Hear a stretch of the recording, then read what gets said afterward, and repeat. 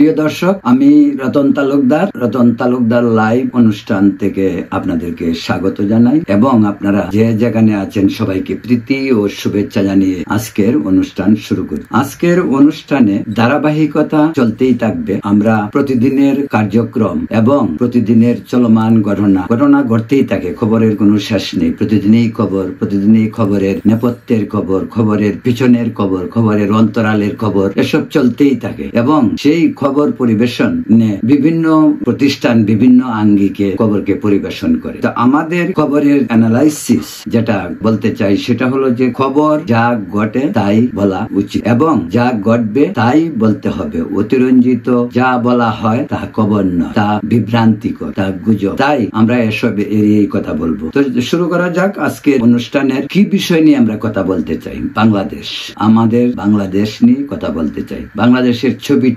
আজকে কি দেখতে পাচ্ছি আমরা যখন চোখ মেলে তাকাই তখন আমরা কি দেখতে পাই বাংলাদেশে? আমরা চোখ মেলে তাকালে আমরা টুকরা সোনার বাংলাদেশ দেখতে চাই, যাকে আমরা সোনার বাংলা বলি, যাকে আমরা বলি আবহমান বাংলা, যার প্রকৃতি, যার মানুষ অত্যন্ত সোজা সরল, যে মানুষগুলি চাহিদা অনেক কম, যারা কোনোভাবে বাঁচতে চায়। আজকের এই বিজ্ঞান প্রযুক্তির যুগে একবিংশ শতাব্দীর প্রথমার্ধেই তো বলবো, যদিও প্রায় 20 শতাব্দী পার হয়ে গিয়েছে। আমরা একটি নতুন যুগে, আমরা সেই 19 শতাব্দী থেকে অনেক কিছুই দেখেছি, অনেক কিছুই শিখেছি, কিন্তু আমাদের নতুন এই যে শতাব্দী, এই শতাব্দীরও 25 বছর চলছে। তো আমরা বলতে চাই যে আমাদের দেশের ছবিটা কি। আমাদের দেশে আজকে আপনারা জানেন, কারোই অজানা নয়, আমরা অনেকেই খুবই উৎফুল্ল, খুবই আনন্দিত এবং খুবই উৎসাহ নিয়ে জুলাই আন্দোলন যেটা ছাত্র সমাজ করেছিল, সেই আন্দোলন আমরা সফল হয়ে। আপনারা জানেন যে জুলাই আন্দোলনটা কেন হয়েছিল, জুলাই আন্দোলনের প্রয়োজনটা কি, কেন ছিল? আমাদের দেশে তো আন্দোলন বহু হয়েছে, সব আন্দোলনের পিছনেই একটা কারণ থাকে।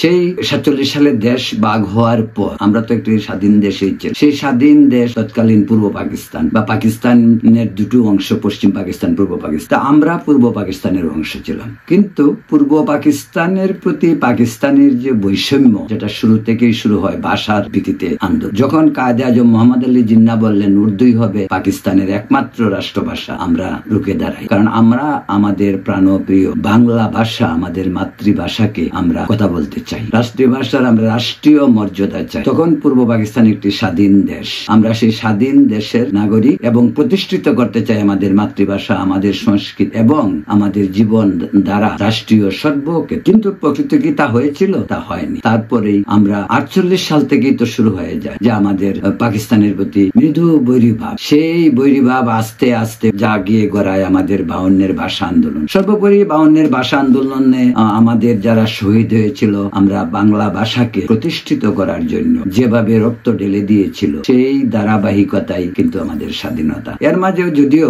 62 শিক্ষা আন্দোলন, 66 6 দফা আন্দোলন, 69 গণ অভ্যুত্থান, 70 নির্বাচন, 71 স্বাধীনতা, সেই স্বাধীনতায় আমরা পাকিস্তান থেকে বিচ্ছিন্ন। সেই বিচ্ছিন্ন হওয়ার ইতিহাস অনেক, আপনারা সকলেই জানেন। পর্যায়ক্রমে আরো জানা যাবে। যেমন কান টানলে যেমন মাথা আসে, ঠিক তেমনি যখনই বাংলাদেশ প্রসঙ্গ আলোচনা হবে, বাংলাদেশের বর্তমান প্রসঙ্গে আলোচনা আসলে অতীত আসবেই। অতীত অটোমেটিক অতীত এসে পড়ে। অতীতকে একেবারে মুছে ফেলে, ইতিহাসকে একেবারে মুছে ফেলে নতুন ইতিহাস আপনি তৈরি করতে পারেন না। ইতিহাসকে সামনে রেখেই বর্তমানের চিত্র এবং ভবিষ্যতের স্বপ্নকে দেখতে হবে অতীত ইতিহাসের আলোকে। সেই প্রেক্ষিতে আমরা বলবো যে 71 স্বাধীনতা ছিল বাঙালি জাতির সর্বশ্রেষ্ঠ অর্জন, যে আমাদের 71 স্বাধীনতায় আমরা আত্মমর্যাদা এবং একটি নতুন দেশ এবং একটি নতুন নাগরিকের পরিচয়ে আমরা পৃথিবীতে আত্মপ্রকাশ করি। যদিও আমাদের স্বাধীনতা বারবারই হয়েছে, আমরা ব্রিটিশ তাড়িয়ে ভারতবর্ষ থেকে আমরা আবার পাকিস্তান থেকে বাংলাদেশ। আমাদের দীর্ঘ সংগ্রামের ইতিহাস আছে। আমাদের সংগ্রামের ইতিহাস এতই দীর্ঘ যা বিস্তৃত ব্যাখ্যা প্রয়োজন নেই। আপনারা জানেন, অনেকেই জানেন, আবার নতুন প্রজন্ম অনেকেই বিকৃত ইতিহাসও জানে। শুধু আমাদের দেশের ইতিহাসে যদি বলি 71 থেকে 24 পর্যন্ত, এই ইতিহাসে অনেক নতুন প্রজন্ম জানে না। ভাবতে খুব অবাক লাগে যে এমন নাগরিকও এখন আমাদের দেশে আছে যারা বয়স 35-40 বছর বয়স, তারা কোনোদিন ভোট দেয়নি। তারা জানেও না কিভাবে ভোট দিতে হবে। তারা জানে না ভোট কি। ভোট একটি দেশের নাগরিক অধিকার। সে ভোট প্রয়োগ করবে, সরকারকে দায়িত্ব দিবে রাষ্ট্র পরিচালনা, তারপর রাষ্ট্র পরিচালনা হবে সেই সরকারের ইচ্ছা এবং তাদের এজেন্ডা যেটা নির্বাচনে থাকে সেই কিন্তু আমাদের দেশের সেই প্রচলিত দ্বারা কখনোই খুব মিশ্রণ ছিল তা না। গণতন্ত্র চিরদিনই আমাদের কাছে যেন এক ডুমুরের ফুল। যে গণতন্ত্র প্রকৃত অর্থে কখনোই আমাদের দেশে প্রাতিষ্ঠানিক রূপ নেয়নি এবং নিতে পারেনি। সেটা হইতে পারে আমাদের রাজনৈতিক দলের দেউলিয়াত্ব, এবং এটা হতে পারে রাজনৈতিক দলের অযোগ্যতা, এবং হতে পারে দেশীয় এবং আন্তর্জাতিক ষড়যন্ত্র, যার জন্য আমাদের দেশে গণতন্ত্র কোনোদিনই সুপ্রতিষ্ঠিত রূপ নেয়ার রাস্তায় হাঁটতে পারেনি। যখনই আমাদের দেশে গণতন্ত্র মাথা তুলে দাঁড়ানোর চেষ্টা করেছে, তখনই গণতন্ত্রের উপর কি যেন এক অদৃশ্য অভিশাপ এসে আমাদেরকে বারবার বিঘ্নিত করেছে। দেশের রাজনৈতিক স্থিতিশীলতা বিঘ্ন ঘটে, রাজনৈতিক নেতৃত্বের মাঝে হতাশা এসেছে, রাজনৈতিক নেতৃত্বের একটা অংশ হতাশা তৈরি করেছে। এগুলি তো একদিনে হয়নি। যেমন ৭৫-এর 15ই আগস্টে দেশের একটা বিশাল পরিবর্তন হলো। বঙ্গবন্ধু শেখ মুজিবুর রহমানকে সপরিবারে হত্যা করা হলো। দেশের ছবিটাই যেন আবার পাল্টে গেল। টানা 21 বছর বঙ্গবন্ধুকে আড়াল করার চেষ্টা করা হয়েছে। অবশেষে যাই হোক, বঙ্গবন্ধু আবার ফিরে এসেছে। ওনার কন্যা শেখ হাসিনা ক্ষমতা দখল করেছেন। তারপর আপনারা জানেন বিভিন্ন ধারাবাহিকতায় আমাদের দেশের রাজনৈতিক পট পরিবর্তন ভিন্ন ভিন্ন খাতে বিভিন্ন সময় প্রবাহিত হয়েছে। আমরা এরশাদের বিরুদ্ধে আন্দোলন করেছি। 90-এর স্বৈরাচার বিরোধী আন্দোলন দেশের প্রধান দুটি রাজনৈতিক দল বিএনপি এবং আওয়ামী লীগ যৌথভাবে এবং সমমনা তারা সকলে মিলে ছাত্র সমাজই সেই আন্দোলনের নেতৃত্ব দিয়েছিল, এবং সেই ছাত্র সমাজ এরশাদকে পতন ঘটিয়েছিল। তারপর একটি তত্ত্বাবধায়ক সরকারের অধীনে নির্বাচন হলো, অবাধ সুষ্ঠু। এটাই ছিল বোধহয় বাংলাদেশের ইতিহাসে সবচেয়ে অবাধ সুষ্ঠু সাধারণ নির্বাচন, যে নির্বাচন উৎসব মগজ পরিবেশে মানুষ ভোট দিয়েছিল। অ্যাকচুয়ালি আমাদের দেশের নির্বাচনটা সেই পাকিস্তান আমল থেকে নির্বাচন, গণতন্ত্র কখনোই মাথা তুলে দাঁড়াতে পারেনি, কিন্তু নির্বাচনগুলো যখন দেখবেন সেই পাকিস্তানের সেই নির্বাচন থেকে শুরু করছি, যে সেখান থেকে নির্বাচন, তারপরে 70-এর নির্বাচনে একটা ভয়াবহ মানে অভ্যুত্থান বলা চলে। সেই অভ্যুত্থানে মানুষ বঙ্গবন্ধুর নৌকায় ভোট দিয়েছিল। তারপর নির্বাচন 73-এর নির্বাচন যদি বলেন আপনি, সেটাও প্রায় একতরফা নির্বাচন। সেই নির্বাচনে বিরোধী দলকে সুযোগ দেওয়া হয়নি, যে কারণে বিরোধী দল নির্বাচনে অংশগ্রহণ করলেও সেই পরিমাণ আসন তারা পায়নি, তাদেরকেও দাবিয়ে রাখা হয়েছে। ওইখান থেকেই কিন্তু নির্বাচনের যে বিধি সেই বিধি ভঙ্গ সেখান থেকেই আসলে শুরু হয়। তারপর 75-এ সবকিছুই উল্টে গেল। 90-এর স্বৈরাচার বিরোধী আন্দোলনের পর আমাদের দেশে যে গণতন্ত্রের সুবাতাস বইতেছিল, সেখানে প্রথম ক্ষমতায় আসলো 91-এ খালেদা জিয়া অত্যন্ত শান্তিপ্রিয় ভাবেই তখন 96 যখন শেখ হাসিনা ক্ষমতায় আসে পাওয়ারকে ট্রান্সফার করা হলো, ক্ষমতা হস্তান্তর করা হলো। তারপর শেখ হাসিনাও ক্ষমতা হস্তান্তর করলেন, যেটা পৃথিবীর অনেক দেশে এরকম হয়, যে একটা দ্বিদলীয় শাসন ব্যবস্থা। সেই বিষয়টা হয়েছিল, যদিও এরশাদের দল ছিল, তবু বিএনপি আওয়ামী লীগ পরে বিএনপি এইভাবেই চলতেছিল। এবং একটি গণতন্ত্রের সৌন্দর্য তাই, গণতন্ত্র বহুদলীয়, গণতন্ত্রে বহু দল অংশ নেবে, এক দল ক্ষমতায় আসবে, আরেক দল বিরোধী দলে থাকবে। এটাই তো চিরাচরিত নিয়ম, এটাই তো গণতন্ত্রের সৌন্দর্য। কিন্তু আমাদের দেশে 2007 পর্যন্ত এই পরিস্থিতিটা এরকম ছিল, একটা মোটামুটি একটা সুস্থ ধারা চলতেছিল। বাংলাদেশের মানুষ যদি গণতন্ত্রের ন্যূনতম সময়টুকু উপভোগ করে থাকে, আমার মনে হয় সেটা 90 থেকে 2007 পর্যন্ত। তারপর আপনারা জানেন 111 এর পরের 2 বছর, যে কারণেই হোক 111 এর শাসনকে আমি অনিবার্যই মনে করব। তখন আওয়ামী লীগ বিএনপির ধাক্কাধাক্কি এবং গণতন্ত্রের হুমকিটা আমাদের জন্য অনিবার্য হয়ে ওঠে। কিন্তু যে কারণেই হোক 111 থেকে ব্যর্থ হওয়ার পরে 2008-এ নির্বাচন হলো। বিএনপির বিভিন্ন ধরনের অপকর্ম, দুর্নীতি, দুঃশাসনের বিরুদ্ধে তখন জনগণ ম্যান্ডেট দিয়েছে শেখ হাসিনাকে। 8-এর নির্বাচনটাও মোটামুটি ভাবে এক ধরনের একতরফা নির্বাচন হলেও, কারণ যেহেতু তখন বিএনপির অবস্থা ছিল অত্যন্ত নাজুক, তারপরেও বিএনপি অনেকগুলি সিট পেয়েছিল, শেখ হাসিনা অধিকাংশ সিট পেয়ে ক্ষমতা গ্রহণ করলো। যে নির্বাচনী ইস্তেহার মানুষের কাছে নির্বাচনের যে ধরনের অঙ্গীকার, সেই অঙ্গীকার থেকে শেখ হাসিনাকে পিছপা হতে কিন্তু সময় নেয়নি। খুব দ্রুত শেখ হাসিনা পরিস্থিতিটাকে তৈরি করেছেন এমন ভাবে যে একটা পলিটিক্যাল সিন্ডিকেট, গণতন্ত্র তো দূরের কথা, একটা পলিটিক্যাল সিন্ডিকেট তৈরি করে সরকার শাসন চালাইতেছিলেন। সেটা আমি একটু সংক্ষেপে বলি, যে সেই সেটার পরে যে নির্বাচনগুলি গণতন্ত্রের ইতিহাসে এর চেয়ে কলঙ্কময় নির্বাচন আর হইতে পারে না। পৃথিবীর কোন দেশে এরকম নির্বাচন হয় না। শেখ হাসিনার 3টি নির্বাচন পরে 14, 19, 24 এই নির্বাচনগুলি দেখবেন যে 3টা তরিকাতে 3 ধরনের নির্বাচন, কোনটা দিনের ভোট রাতে, কোনটায় ডামি, কোনটায় জোর করে পাশ করা। এই যে পরিস্থিতি, ক্ষমতায় থাকতে হবে। রাজনৈতিক দল মাত্রই ক্ষমতায় যেতে চায়। রাজনৈতিক দল করার উদ্দেশ্যটাই ক্ষমতায় যাওয়ার জন্য। ক্ষমতায় না গেলে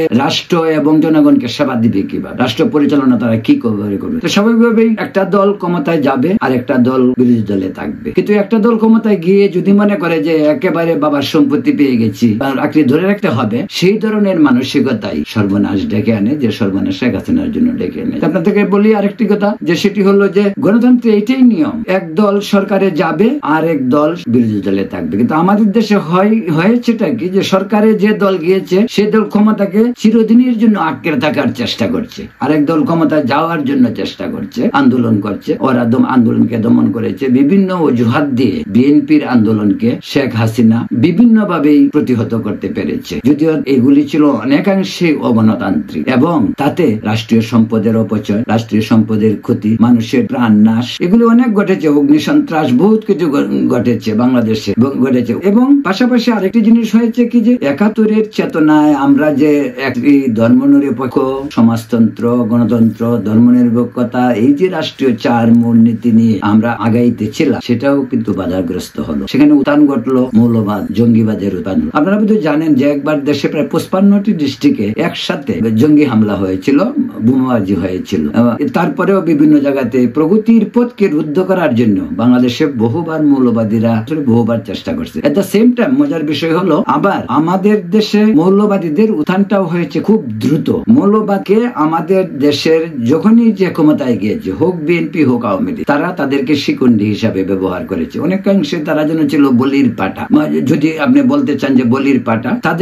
তাদেরকে রেখে জামাত বিএনপির সঙ্গে ছিল, এই জামাত আবার আওয়ামী লীগের সঙ্গে গেছে। যদি আওয়ামী লীগ সরকারের পার্ট ছিল না, কিন্তু আওয়ামী লীগের নেত্রী শেখ হাসিনার সঙ্গে জামাতের তৎকালীন আমির নিজামী সাহেবের বৈঠক হয়েছে, খালেদা জিয়ার সঙ্গেও তারা ছিল। তো জামাতের যে রুলটা ছিল বিএনপি এবং আওয়ামী লীগের সাথে, ওই যে লুকোচুরির খেলা, সেই লুকোচুরির খেলা খেলতে গিয়ে কিন্তু লাভবান সবচেয়ে জামাতেই হয়েছে। একদিকে জামাত আওয়ামী লীগের সঙ্গে নাটক করেছে, আরেকদিকে জামাত নাটক করেছে বিএনপির সঙ্গে। মোস্ট অফ দ্য টাইম বিএনপির সঙ্গে রয়েছে, তারা বিএনপির সঙ্গে সরকারও গঠন করেছে। কিন্তু জামাত আবার ঘর গুছিয়েছে, জামাত কিন্তু বসে থাকে নাই। হয়তো 2জন মন্ত্রী ছিল তাদের, কিন্তু আওয়ামী লীগকে ব্যবহার করে, বিএনপিকে ব্যবহার করে জামাত কিন্তু তাদের রাস্তা গুছিয়েছে। আমি জামাতকে নিষিদ্ধ করার পক্ষে আমি নই। আমি মনে করি গণতন্ত্রে কোন রাজনৈতিক দলকেই নিষিদ্ধ করা যায়, নিষিদ্ধ করা উচিত না। গণতন্ত্রের উদ্দেশ্যটা হইল সকলের প্রচেষ্টা, সকল দলের সহযোগিতা। দেশ পরিচালিত হবে, রাষ্ট্র পরিচালিত হবে, সেখানে জনগণ যাকে ম্যান্ডেট দিবে সে পাশ করবে, সে সরকারে যাবে, আরেক দল বিরোধী দলে যাবে, এইভাবেই চলতে থাকবে। প্রথম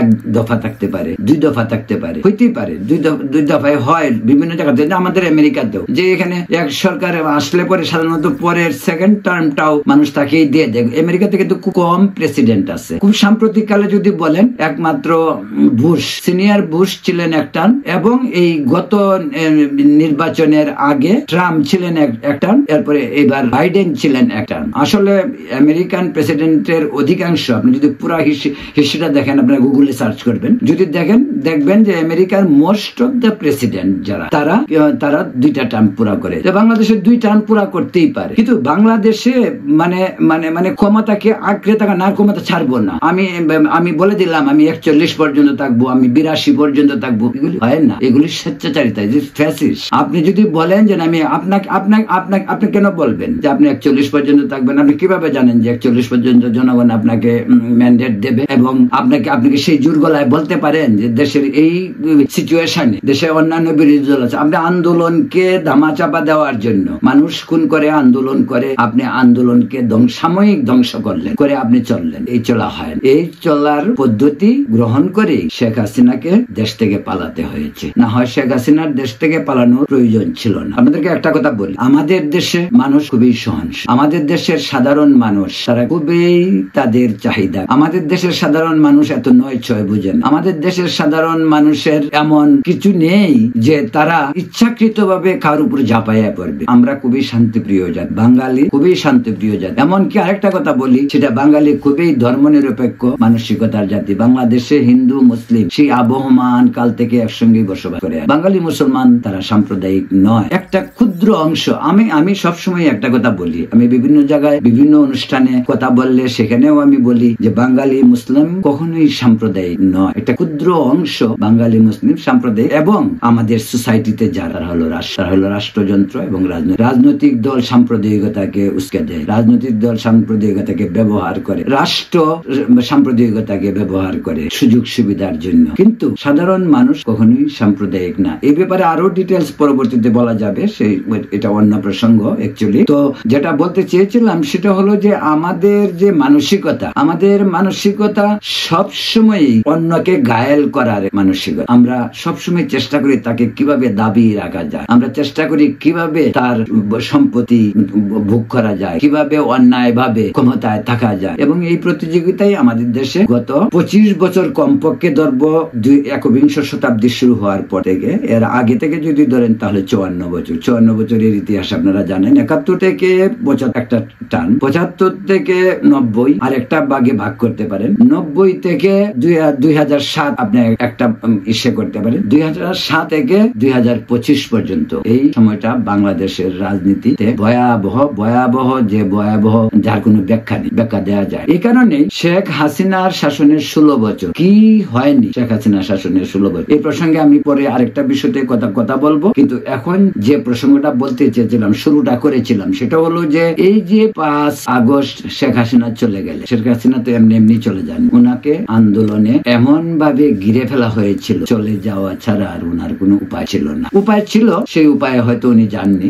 উপায় ছিল কি উপায় সেটা বলতে পারি। শেখ হাসিনা যদি বলতেন আমি যাব না, উনি যদি দেশপ্রেমী এবং দেশ এবং জাতির জন্য সত্যি উনার ইসে থাকতো, মায়া থাকতো, তাহলে উনি হয়তো বলতে পারতেন যে আমি যাব না, আমি বাংলাদেশেই থাকবো। খালেদা জিয়া তো অত্যন্ত দৃঢ়তার সাথে বহুবার বলছে আমি যাব না, দেশ থেকে যায়ও নি। সেটাও অন্য প্রসঙ্গ, সেটা অন্যদিন একদিন আলোচনা করে। তো আমাদের ছাত্ররা কিসে আন্দোলন শুরু করেছিল? বৈষম্য বিরোধী আন্দোলন, কোটা আন্দোলন। সেই কোটা আন্দোলনটা কিভাবে শুরু হয়েছিল আপনারা খুব ভালো জানেন। কোটা আন্দোলনটার মেইন ইস্যুটা ছিল যে মুক্তিযুদ্ধের যারা মুক্তিযোদ্ধা তাদের সন্তানদের সুযোগ সুবিধা, তাদের কোটা ভিত্তিক চাকরিতে নিয়োগ হোক, ইউনিভার্সিটিতে ভর্তির ব্যবস্থা হোক, সেই বৈষম্য কি হয়েছিল। এর আগে আরেকটু বলি আপনাকে যে কোটার আগে তো এই সমস্ত বৈষম্য বিরোধী আন্দোলন, শাহবাগ আন্দোলন হয়েছে। শাহবাগ আন্দোলন তো বেসিক্যালি একই জিনিস ছিল। এইবার ছাত্র সমাজ যে অভ্যুত্থান ঘটায়, তাদের যে আন্দোলন, সেই আন্দোলনের সঙ্গে ভীষণ সাদৃশ্য রয়েছে শাহবাগ আন্দোলন।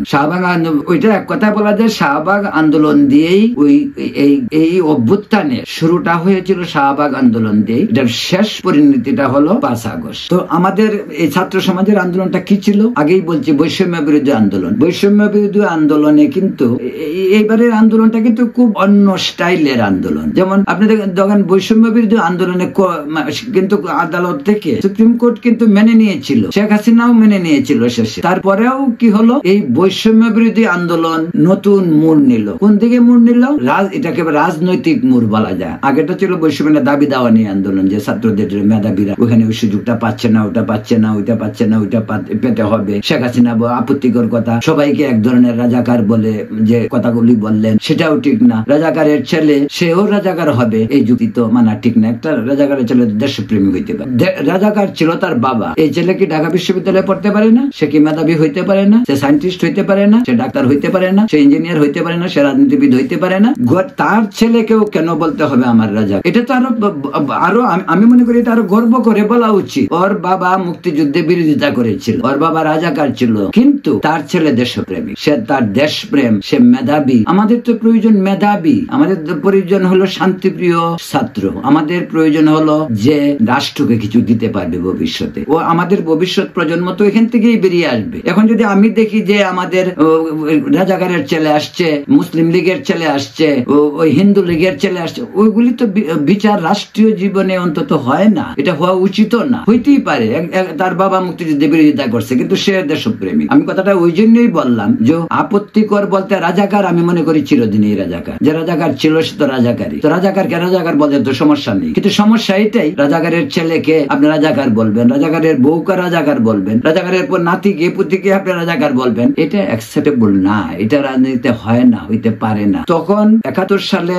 জামাত, মুসলিম লীগ বা ইসলামিক দলগুলো স্বাধীনতার বিরুদ্ধে, তাদের একটা স্ট্যান্ড আছে। তারা মনে করছে যে তারা তারা রাইট। আমাদের ব্রিটিশের কাছ থেকে আমরা যখন স্বাধীনতা পাই তখন মহাত্মা গান্ধী, কাজী মোহাম্মদ আলী জিন্নাহ বা পন্ডিত জওহরলাল নেহেরু, তারাই তো রাজনীতি, বা বল্লভভাই প্যাটেল বা নেতাজি সুভাষ চন্দ্র বসু বা আমাদের সোহরাওয়ার্দী, তারা যে আন্দোলন করেছে তাদের বিপক্ষে লোক ছিল না যে ব্রিটিশের সঙ্গে আমরা থেকে যাব। তো ওদেরকে কি ভারত থেকে পিটিয়ে বের করে দেওয়া হয়েছে, ওদেরকে পাকিস্তান থেকে পিটিয়ে বের করে দেওয়া হয়েছে। বাংলাদেশের একটা অংশ তারা মুক্তিযুদ্ধের বিরোধিতা করেছে, তারা মনে করেছে যে তারা রাইট। সেই আলোকেই তারা মুক্তিযুদ্ধের বিরোধিতা করে। ঠিক আছে, তাকে মুক্তিযুদ্ধের বিরোধিতা করতে গিয়ে সে অনেক অপকর্ম করেছে, নারী দর্শন করেছে, মানুষ খুন করেছে, সেগুলির বিচার হইতে পারে। কিন্তু আপনি তাকে বলতে পারেন না যে আপনি দেশে থাকতে পারবেন না, দেশে রাজনীতি করতে পারবেন না, আপনি দেশের রাজনৈতিক অধিকার নেই। এটা কোনো অবস্থাতেই অ্যাকসেপ্টেবল নয়, অন্তত গণতন্ত্রে না। আপনি যদি অন্য কোনো তন্ত্র চালু করেন সেটা ঠিক আছে। যেমন বঙ্গবন্ধু জামাতকে 72 সালে জামাতকে নিষিদ্ধ করলেন। আমি মনে করি শেখ মুজিবের অনেক কিছু আমাদেরকে দিয়েছে। শেখ মুজিব না হলে আমাদের দেশটাই হইতো না। বঙ্গবন্ধু আমাদের শ্রেষ্ঠ সন্তানদের একজন, কিন্তু বঙ্গবন্ধু ভুল করেছেন। বঙ্গবন্ধু জামাতকে নিষিদ্ধ করেছেন। তো জামাতকে নিষিদ্ধ, জামাতের যারা অন্যায় করেছে তাদের বিচার হয়। পুরা জামাতকে নিষিদ্ধ করার দরকার কি? একটি ডেমোক্রেটিক প্রসেসের জামাতকে নির্বাচনে অংশগ্রহণ থেকে শুরু করে দেশের দলীয় রাজনীতিতে অংশগ্রহণ করতে পারে। তবে এখানে একটা কথা আমি বলি, যেটা আমি সবসময় বলি, আমার অনেক বন্ধু বান্ধব তাদেরকেও আমি বলি, জামাতের একটা ভুল যেটা জামাত এখনো করতে পারে সেটা তাদের করা উচিত। 71-এ তারা ভুল করে, তারা মনে করতেছে যে তারা সঠিক করেছে, কিন্তু তাদের সঠিক প্রমাণিত হয় না। এই কারণেই দেশটা স্বাধীন হয় যে তারা রং ছিল। এটার প্রমাণ হলো তাদের রং ছিল। জামাতের উচিত ছিল সেই আগে থেকে, আমাদের দেশের রাজনৈতিক নেতারা বহুত আগে থেকেই বলতেছিল যে জামাতকে ক্ষমা চাওয়ার জন্য। আমরা পাকিস্তানকেও ক্ষমা চাইতে বলছি, পাকিস্তানেও যে আমাদের সম্পদ ছিল এই সম্পদ ফিরিয়ে দেওয়ার কথা বলছি, পাকিস্তান দেয়নি। কিন্তু জামাতের উচিত ছিল, তারা যেহেতু বাংলাদেশে থাকবে, তাদের প্রজন্ম বাংলাদেশেই হবে, যুগ যুগ ধরে তারা বাংলাদেশে ছিল, আবার অনাদিকাল তারা বাংলাদেশেই থাকবে।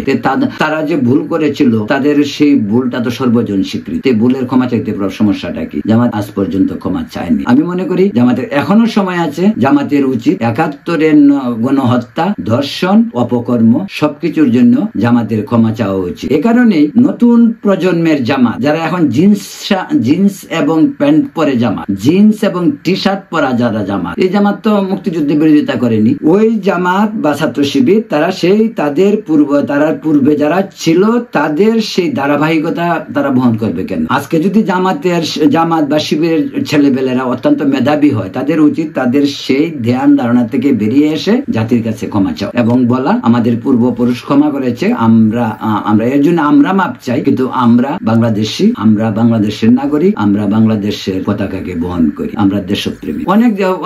অনেক জামাতের ছেলে, মুসলিম লীগের ছেলেবেলা আছে যারা আওয়ামী লীগ করে, যারা বিএনপি করে, যারা কমিউনিস্ট পার্টি করে, অনেকেই আছে। তো সেই প্রসঙ্গে বলছে যে তাদের ওই বিষয়টাকে তারা কখনোই আমলে নেয়নি এবং সেটা নেওয়া উচিত ছিল। এবং আমি আরেকটা জিনিস মনে করি, বাংলাদেশের মানুষ, বাংলাদেশের জনগণ খুবই সহনশীল। আগেও একবার বলছি, জামাত যদি ক্ষমা চায়, বাংলাদেশের মানুষ তাদেরকে ক্ষমা করে, এটা নিশ্চিত। বাংলাদেশের মানুষকে বলবে যে না, আমি ক্ষমা করি না, তোমরা এই দেশ ছেড়ে চলে যাও। তো 54 বছর তো কোথাও যায়নি, 54 বছর তারা এখানেই ছিল, তারা এখানেই থাকবে। আপনি তার সঙ্গে বসবাস করবেন, আপনি তার সঙ্গে আপনি বিয়ে শাদী থেকে শুরু করে সবকিছু করতেছেন, তার সঙ্গে আপনি সামাজিক কর্মকাণ্ড করতেছেন, রাজনৈতিক কর্মকাণ্ড করতেছেন, তার সঙ্গে উঠতেছেন, তার সঙ্গে বসতেছেন, তাকে আপনার সরকারে রাখতেছেন। তারপরেও আপনি বলবেন যে না, তারা রাজাকার, তারা হবে না। তো এইসব বৈষম্য, এটাও তো এক ধরনের বৈষম্য। এটাও তো একজনের দুই সম্প্রদায় বা দুই নীতি আদর্শের কাছে বা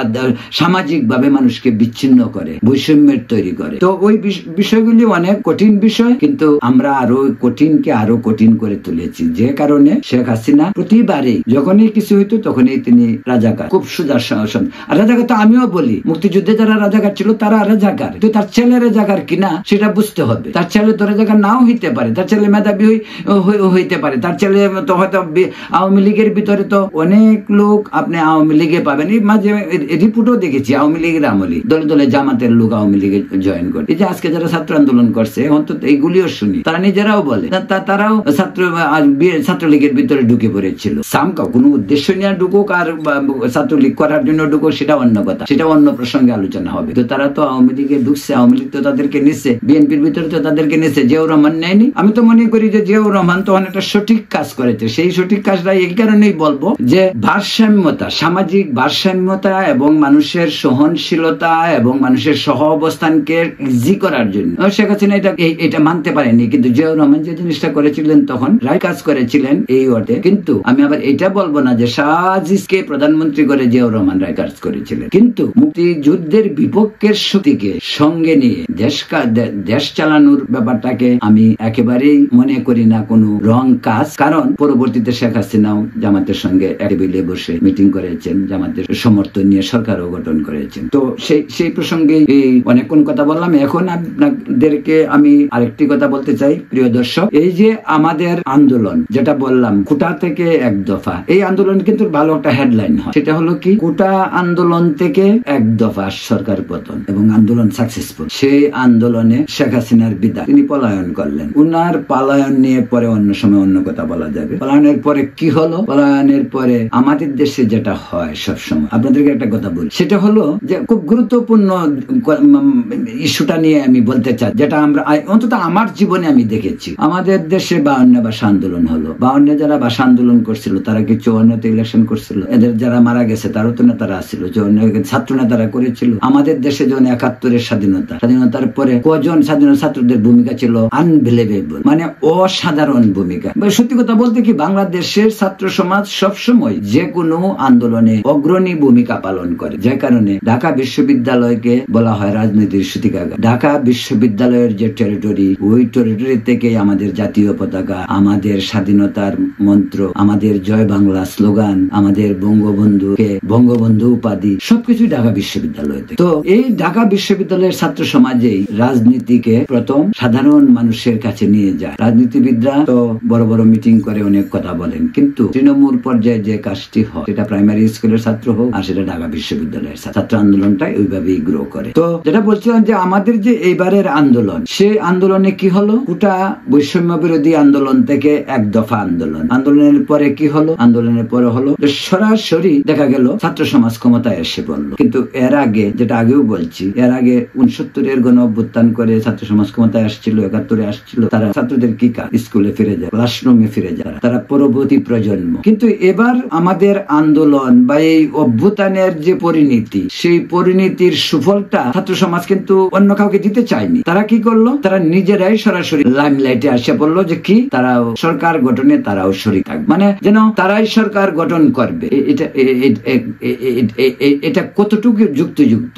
রাষ্ট্র পরিচালনার দায়িত্ব সরকার, সুশীল সমাজ, বুদ্ধিজীবী, সাংবাদিক বা অন্যরা, এটা অন্তর্বর্তীকালীন সরকারের জন্য যে সমস্ত উপকরণ প্রয়োজন হয়, বিশেষ করে সমাজের বিভিন্ন অংশ থেকে পেশাজীবীদেরকে নিয়ে যেটা হয়, যেটা আমাদের দেশে হয়েছে, আমাদের দেশে একাধিকবার হয়েছে, একবার হয়নি, কয়েকবারই হয়েছে। যখনই রাজনৈতিক জটিলতা এসেছে তখনই আমাদের দেশে তত্ত্বাবধায়ক সরকার এসে সমস্যার সমাধান করেছে। এবার তত্ত্বাবধায়ক হয়নি, এবার অন্তর্বর্তীকালীন, সেটাও বিস্তৃত আলোচনার বিষয়, কারণ এবারও তত্ত্বাবধায়ক হইতে পারে, কিন্তু এবারের ফরম্যাটটা একেবারে টোটালি ডিফারেন্ট ফরম্যাট হয়েছে। এবং এবারে আরেকটি সবচেয়ে বড় প্রতিবন্ধকতা যেটা হলো সংবিধান, সেই সংবিধানে তত্ত্বাবধায়কের বিধি আর নেই। শেখ হাসিনা সেই বিধি বিলুপ্ত করেছেন, যে কারণে এইবার তত্ত্বাবধায়ক সরকার না হয়ে অন্তর্বর্তীকালীন সরকার হইতে হয়েছে। এবং এই অন্তর্বর্তীকালীন সরকার হওয়ার জন্যই আজকে আমাদের এই দুঃখ দুর্দশা। আজকে আমাদের এই আন্দোলনের পরে যদি 90 দিনের একটি তত্ত্বাবধায়ক সরকার হতো আগের মতো, তাহলে ইলেকশন নিয়ে আজকে যারা চিৎকার করছে, ইলেকশন নিয়ে যারা প্রথমে একটু মৃদু কথা বলছে আর এখন খুব জোরে সোরে চিৎকার করতেছে, ভবিষ্যতে হয়তো আন্দোলনেও যাবে, এটার প্রয়োজন ছিল না।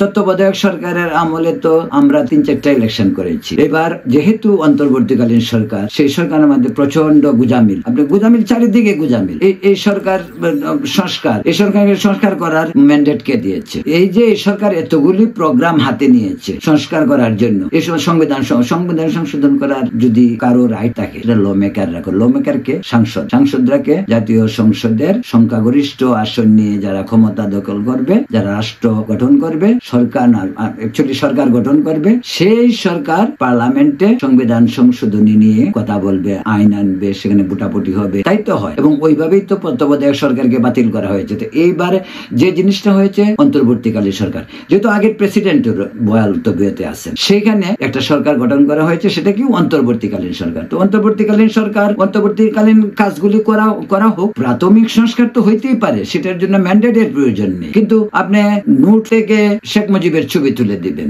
সংবিধান পরিবর্তন করে ফেলবেন, আপনি ইচ্ছা মতো ডিপ্লোম্যাটিক চ্যানেলে কাজ করবেন, সেটা তো হয় না। প্রত্যেক সরকারের তো একটা ধারাবাহিকতা আছে, এবং এই ধারাবাহিকতাটা সবসময় সাংবিধানিক ভাবেই পরিচালিত হয়। সংবিধান থেকে যে নির্দেশনা পাওয়া যায়, সরকারকে সেই নির্দেশনায় চলতে হয়, আর বাইরে সরকার যেতে পারে। আমাদের পররাষ্ট্রনীতি, সংবিধান কি বলে? সকলের সঙ্গে বন্ধুত্ব, কারোর সঙ্গে বৈরিতা নয়। ওইটাই তো আমাদের বিদেশ নীতি, আমাদের পররাষ্ট্রনীতি। আমরা তো এই পররাষ্ট্রনীতি সে করবো। এখন আগের সরকার একটা করে গেছে, আমি আইসা আবার একটা উল্টে দিব। আর আপনার এই সরকার তো অন্তর্বর্তীকালীন সরকার, এই সরকারতে অ্যাবসলিউটলি কোনো রাইট নেই বৃহৎ কোনো ডিসিশন নেওয়ার জন্য। এই সরকার বড় জোর যেটা করতে পারে, প্রচলিত ভাবে আমাদের একটা ইলেকশন কমিশন, আমাদের নতুন করে ইলেকশন কমিশন মানে দরকার নাই। ইলেকশন কমিশনার আছে, ইলেকশন কমিশনের কিছু সংস্কার করে দ্রুত নির্বাচন দেওয়ার ব্যবস্থা করা দরকার। কারণ দ্রুত নির্বাচন দিলেই রাজনৈতিক দলের কোনো একটি দল পাশ করে আসে। রাজনৈতিক সংস্কার ছাড়া কোন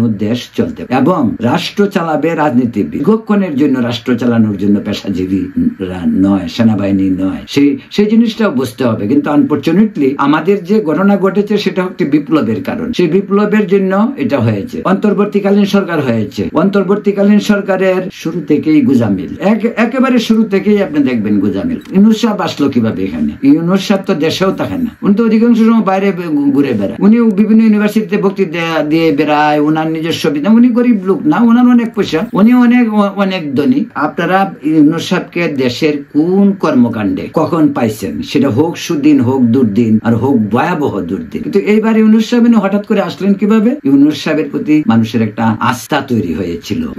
সবাই মনে করেছিল শেখ হাসিনা বিদায়ের পর আমাদের একটা আন্তর্জাতিক মুখ, উনি নোবেল বিজয়ী, উনাকে এনে চেয়ারে উনাকে বসিয়ে দেশটাকে একটি সুস্থ পরিবেশ ফিরিয়ে আনার জন্য সকলে মিলে কাজ করা যায়। কিন্তু আমরা কি দেখতে পাচ্ছি? ডে ওয়ান ইউনূস সাহেবের কথা, আপনি 8 তারিখের কথা যদি ইউনূস সাহেবের শুনেন, আর আজকে 7 মাস পরে আজকে যদি ইউনূস সাহেবের কথা শুনেন, সেই একই ধরন, সেই একই খামখেয়ালিপন হয়ে যাচ্ছে। আপনারা বললে থাকবো, আপনারা বললে চলে যাব, এটা হচ্ছে। এখনই সমস্যা না আমাদের সমস্যা আইন শৃঙ্খলার উন্নতি, আমাদের সংসদ জনগণকে আশ্বস্ত করা যে আমি আপনাদের দেয়া দায়িত্ব পালন করতে পারবো, আপনারা আমাকে সহযোগিতা করুন। আজকে দেশের চিত্র দেখেন, ভাবতে অবাক লাগে। শিশুরা পর্যন্ত দর্শন হয়, এবং ওগুলি লুকানোর চেষ্টা হয়। ধর্ষিত পরিবারের অভিভাবককে বলা হচ্ছে মামলা করা যাবে না, ওখানে যাওয়া যাবে না, ওইটা করা যাবে না। কোন রাজত্বে আমরা বসবাস করি? মগের মূল্য, আমরা কি সেই মগের মূল্যকে বসবাস করছি? আজকে এই 21 শতাব্দীর গোড়দরায় দাঁড়িয়ে ইউনূস সাহেব সারা পৃথিবী ঘুরে বেড়ান।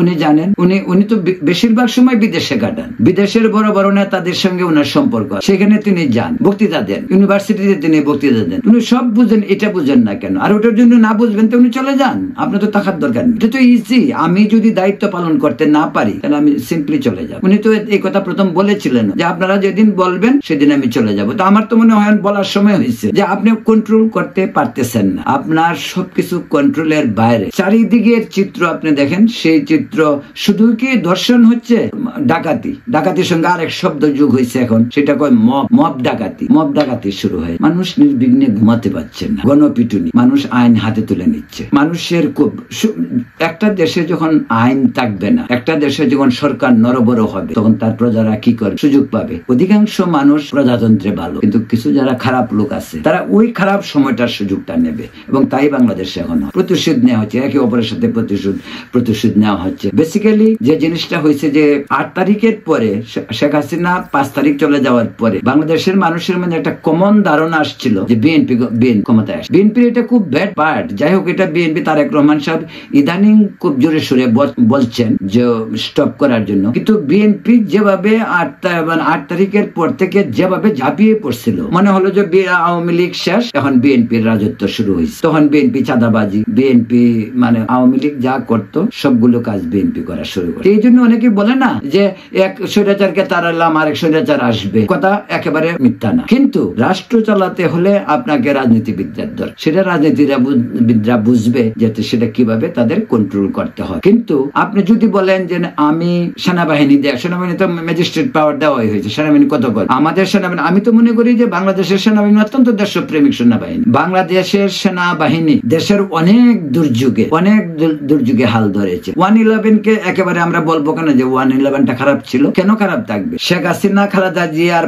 পাটাশিলের ঘষাঘষিতে যখন দেশের মানুষের জীবন নিষ্পেষিত হওয়ার পথে, রাজনীতি ধ্বংসের মুখে, তখন মুঈন চৌধুরী তো ক্ষমতা নেওয়া ছাড়া হচ্ছিল না। তখন তো তত্ত্বাবধায়ক সরকার ছিল, ইয়াজউদ্দিন সাহেব ছিল প্রেসিডেন্ট। এই যে বিষয়গুলো, তো এই বিষয়গুলিকে তো আপনাকে বুঝতে হবে যে আপনি এগুলি কন্ট্রোল করতে পারতেছেন না। তারপর আসেন আপনার ইসেতে উপদেষ্টা, কতগুলি অপদার্থ উপদেষ্টা আমাদের ইউনূস সাহেবের চারিদিকে ঘিরে আছে। এবং আপনি দেখেন সব এগুলি অধিকাংশ ইউনূস সাহেবের পছন্দ করা। দেখবেন এনজিও লোকগুলি বেশি, কারণ যে ইউনূস সাহেব সারা জীবন এনজিও নিয়েই কাজ করেছেন। উনার কাজটা কি ছিল? উনার কাজটা একটা বড় এনজিও পরিচালনা করা, সত্যি কথা বলতে কি। এবং এটা উনি প্রথম সরকারের ছত্রছায়াই করেছেন, কিন্তু উনার কাজটাই তো ছিল এনজিও। এবং পৃথিবীর বিভিন্ন দেশের এনজিওদের সঙ্গেই বরং উনার উঠা বসা। সেই এনজিওরাই কিন্তু উনার আজকে উপদেষ্টাদের মাঝে কয়েকজন আছে একেবারেই অবদার্থ, ওরা কিচ্ছু জানে না। সব এখন এক কথা বলে তখন আরেক কথা বলছে, এখন একটা কথা বলতেছে।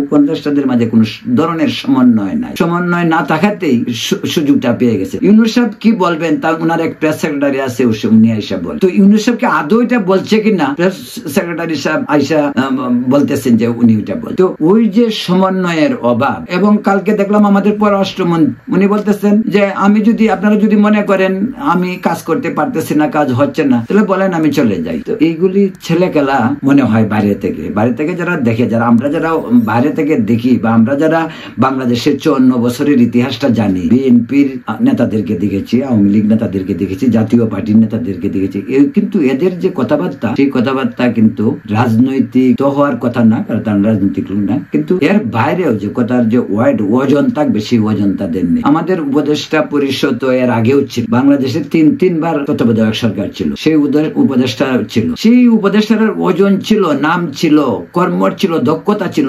এই সমস্ত পেশাজীবী লোকদেরকে এই উপদেষ্টা পরিষদে আনা হয়নি। এখানে কতিপয় ব্যক্তিকে আনা হয়েছে যারা এই পুরা ছাত্রদের সঙ্গে আগের থেকেই জড়িত ছিল, ছাত্র মুভমেন্টের সঙ্গে জড়িত ছিল, এবং তারাই ছাত্রদেরকে এখানে নিয়ে আসা হয়েছে। ছাত্রদেরকে উপদেষ্টা করার দরকারটা কি ছিল? ছাত্ররা আন্দোলন শেষ, ক্লাসরুমে ফিরে যাবে। ছাত্রদের উচিত ছিল আন্দোলন শেষ হয়েছে, তারা তো কোনো রাজনৈতিক দলের পার্ট ছিল না, তারা ছিল শিবির। তা তো বলে নাই আমরা শিবির, সব সাধারণ ছাত্ররা মিলেই তো আন্দোলন হয়েছে। আন্দোলনের একদিক দিয়ে বলতে পারেন, আন্দোলনের এগেনস্ট পার্টি যদি কেউ থাকে সেটা ছিল ছাত্রলীগ, আর বাকি এই দিক দিয়ে অন্যরা ছিল। তো তাদের প্রত্যেকেরই রাজনৈতিক দল আছে। জামাতের শিবিরের ছেলেরা যদি আন্দোলন করে থাকে তাদের রাজনৈতিক দল শিবির, ছাত্র দলের ছেলেরা যদি আন্দোলন করে থাকে তাদের রাজনৈতিক দল হলো বিএনপি। তো তাদের আন্দোলন পরবর্তী, গণ অভ্যুত্থান পরবর্তী কাজটা কি রাজনৈতিক দলের নেতারা বুঝে নেবে কি করতে হবে। কিন্তু এবার কি হলো, আন্দোলন শেষ হলো, ছাত্র সমাজ নিজে এসে বললো। আসলে এখন কি হয়েছে? এখন হয়েছে যে ছাত্র সমাজ যারা ছিল হতদরিদ্র বলতে গেলে, যারা ছিল পড়াশোনা করে বেকার, যাদের চাকরির দরকার, ওরা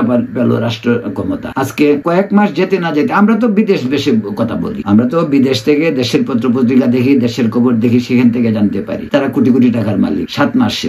ওরা যদি 7 মাসে কোটি কোটি টাকার মালিক হয়, শেখ হাসিনা সরকারের 16 বছরে শেখ হাসিনার লোকজন হাজার হাজার কোটি টাকার মালিক হবে না কেন? সুজা হিসাব, একজন ছাত্র নেতা, আন্দোলনের নেতা, তারা যদি 300 কোটি টাকা 100 কোটি টাকার মালিক হয়, তাহলে ছাত্রলীগের ছেলেরা যদি 1000 কোটি টাকার মালিক হইতে সমস্যাটা কি? তাতে হইতে পারে।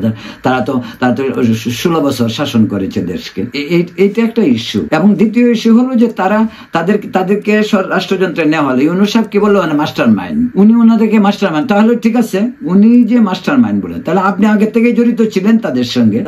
তারা বিপ্লব করলো আর আপনাকে বললো ফোন করে আপনি আসেন, আর আপনি এসে বললেন ক্ষমতা তো হয়ে গেল, তা তো না। আপনার মাস্টার মাইন্ড বলে যে আপনি ক্লিন্টন ফাউন্ডেশনে গিয়ে যে আপনি বক্তব্য দিলেন জাতিসংঘে, সেখানে পরিষ্কার মাহফুজকে দেখিয়ে বললেন যে এই আন্দোলনের মাস্টার মাইন্ড হইল সে। তো উনি মাস্টার মাইন্ড, উনি জানে কিভাবে? উনি এই মাস্টার মাইন্ডের সাথে আগে থেকে কাজ করতেছিলেন নিশ্চয়ই। তো এই সমস্ত বিস্তর আলোচনা আরো পরে করব। তারপরে হলো রাজনৈতিক দল। আমাদের দেশে এরা যখন রাজনৈতিক দল করবে, ছাত্র সমাজ, এই আন্দোলনের ছাত্র সমাজ নেতারা, বাংলাদেশ বিএনপিও কিন্তু বলছে যে ওরা যদি রাজনৈতিক দল করে তাহলে আমরা স্বাগত জানাই। অন্য রাজনৈতিক দলও বলছে, গণতান্ত্রিক রাজনৈতিক দল স্বাগত জানাইতেই পারে। কিন্তু কিন্তু আমি এর বিপরীত।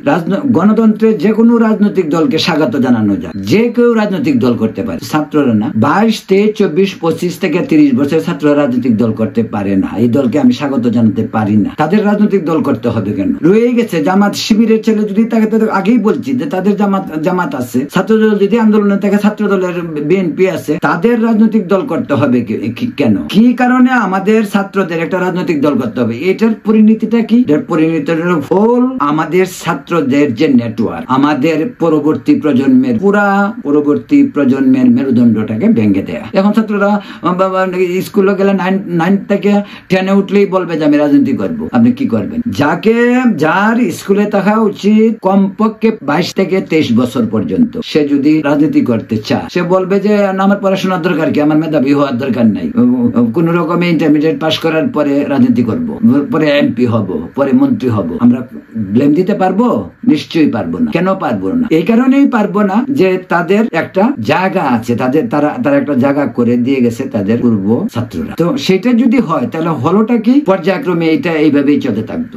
এটাকে এখানেই স্টপ করা উচিত ছিল। আমার তো মনে হয় নির্বাচন কমিশন ওদেরকে নির্বাচনী নিবন্ধনে ওদেরকে সিম্পলি নো লিখে দেওয়া উচিত। ছাত্র রাজনীতি চলবে না, ছাত্র রাজনীতি চলবে, ছাত্ররা রাজনৈতিক দল করে নির্বাচন করবে, ওইটা হইতে পারে না। ছাত্র রাজনীতি করবে, আমি ছাত্র রাজনীতির বিপক্ষে না। ইভেন ছাত্রলীগকে যে নিষিদ্ধ করা হয়েছে, আমি এটার পক্ষেও না। এই কারণেই না, ছাত্রলীগের সবাই খারাপ ছিল না। ছাত্রলীগের একটা গৌরবোজ্জ্বল ইতিহাস আছে। ছাত্রলীগ মুক্তিযুদ্ধের প্রাণ বলা চলে। এই ছাত্রলীগের যদি 100 জনের মধ্যে নিশ্চয়ই 100 জনই খারাপ না, নিশ্চয়ই বেশিরভাগ ভালো। যারা খারাপ তাদেরকে শাস্তি দেওয়া হোক, তাদেরকে অ্যারেস্ট করা হোক, তাদেরকে শাস্তি দেওয়া হোক, তাদের যে টাকা চুরি করছে তাদের জন্য জেলে যাওয়া হোক, তাদের টাকা উদ্ধার করা হোক। তো হোল সংগঠনকে আপনার নিষিদ্ধ করতে হবে। কি কারণ? তাহলে তো নিষিদ্ধ জামাতে ইসলামটা নিষিদ্ধ করলো, এটা যদি অন্যায় হয় গণতন্ত্রে, তো আমি মনে করি তো ওইটা অন্যায় হবে না কেন? ছাত্রলীগকে নিষিদ্ধ করা অন্তর্বর্তীকালীন সরকারের কে? ছাত্রলীগকে যদি নিষিদ্ধ করে তো সব পরবর্তী নির্বাচিত সরকার, রাজনৈতিক সরকার আইসে করবে। আর ছাত্রলীগকে নিষিদ্ধ করতে হবে কেন?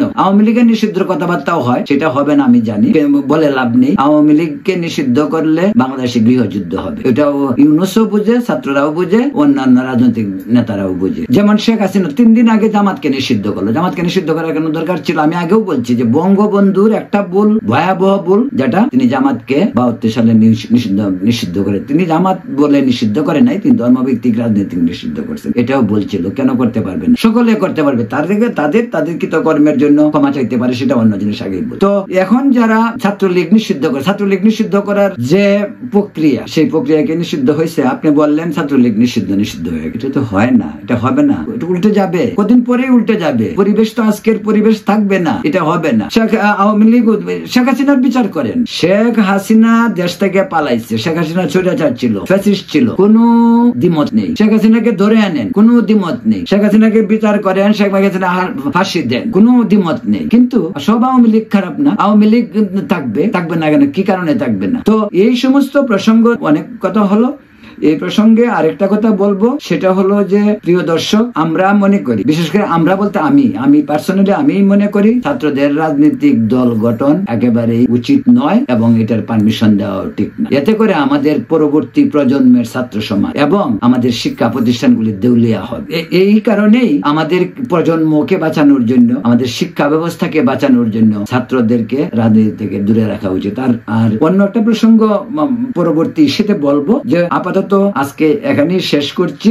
এই অনুষ্ঠানে আমার সঙ্গে থাকার জন্য আপনাদেরকে অনেক অনেক ধন্যবাদ। আপনারা যে যেখানে আছেন সবাই ভালো থাকবেন, সুস্থ থাকবেন, শান্তিতে থাকবেন, নিরাপদ থাকবেন। দেশের পরিস্থিতি ভালো না, নিরাপদ থাকবেন এবং অন্যায়ের বিরুদ্ধে রুখে দাঁড়াবেন। এটাই আমার অনুরোধ। তো আজকে এখানেই শেষ করছি। ধন্যবাদ, ভালো থাকুন।